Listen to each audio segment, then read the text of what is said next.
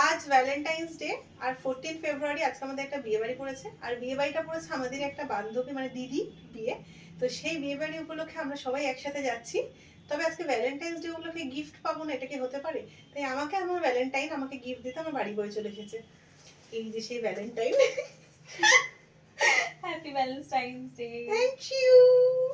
এই যে Valentine's day তে একটা এই যে এটা পেয়ে গেছি, এর সাথে আমি এই গোলাপি রঙের গোলাপটাও পেয়েছিলাম, যে গোলাপটা অলরেডি খুলে গেছে, আমি লাগিয়ে নিয়েছি যে তোমার জামার সাথে ম্যাচ করে গেছে বলে। তাই থ্যাংক ইউ।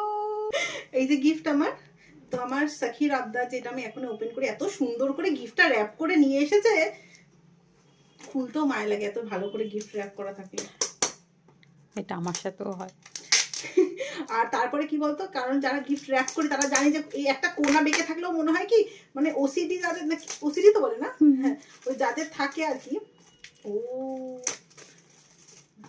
দুজনেরই কাজের দিয়েছে বুঝলে, সখী প্লাস সখীর মায়ের।